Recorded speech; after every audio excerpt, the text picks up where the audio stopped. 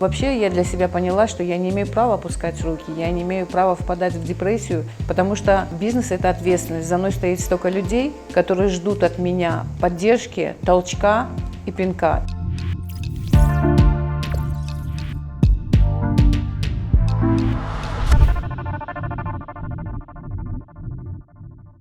Здравствуйте, меня зовут Замира Баратова.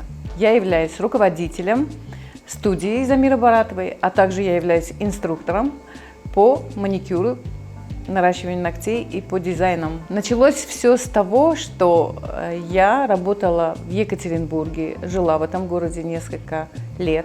И когда я просто сама попробовала сделать маникюр, мне это очень понравилось, это была любовь с первого взгляда, и я решила этим заняться. Сначала я была домашним мастером, потом я перешла работать в салон, и через некоторое время я поняла, что я хочу это расширять и нести в массы эту красоту.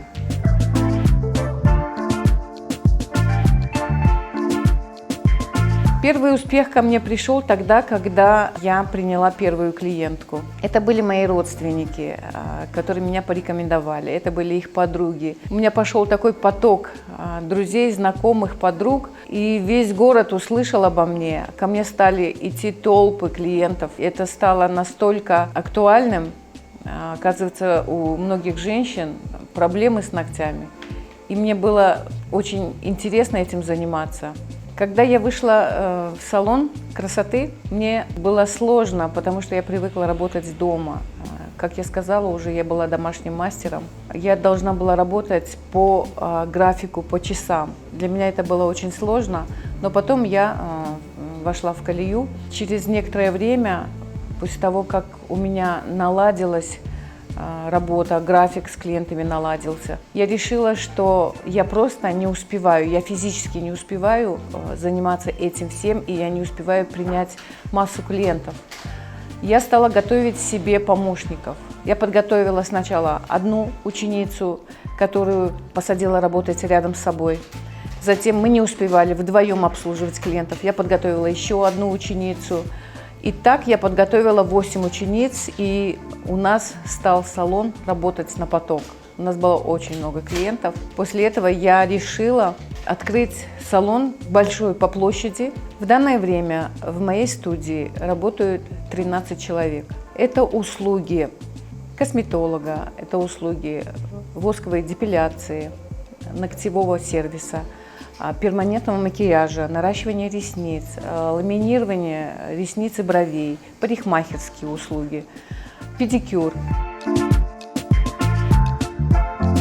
Какие подводные камни были при налаживании бизнеса? Это большая текучка. Это была текучка кадров, пока все у нас не стабилизировалось.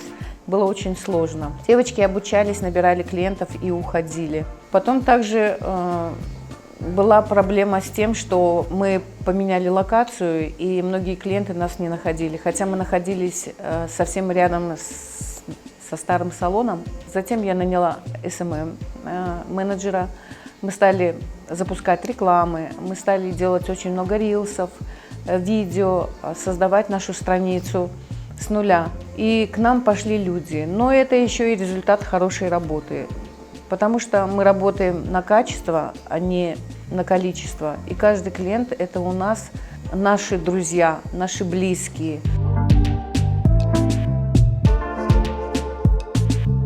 Иногда бывает, что наступает просто выгорание, потому что постоянная работа с людьми, постоянные контакты. Что я делаю для этого? Я занимаюсь спортом, я занимаюсь йогой.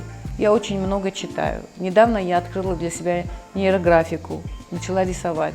И это меня встряхивает и приводит в себя. Но вообще я для себя поняла, что я не имею права опускать руки, я не имею права впадать в депрессию, потому что бизнес – это ответственность. За мной стоит столько людей, которые ждут от меня поддержки, толчка и пинка. И поэтому я не имею права расслабляться.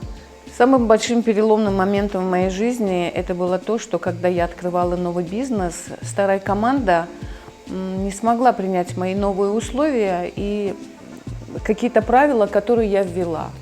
И вся команда, которая работала со мной, покинула меня. Мне пришлось начинать все с нуля. Но я думаю, что каждый человек имеет право выбора, и То, что произошло после, просто перевернуло с ног на голову. Я подготовила новую команду, я подготовила новых мастеров, обучила их новым техникам. И, как вы сами видите, все случилось к лучшему. Я думаю, что у каждого человека в жизни могут произойти такие ситуации, просто не нужно опускать руки, нужно идти дальше и видеть в этом только хорошее.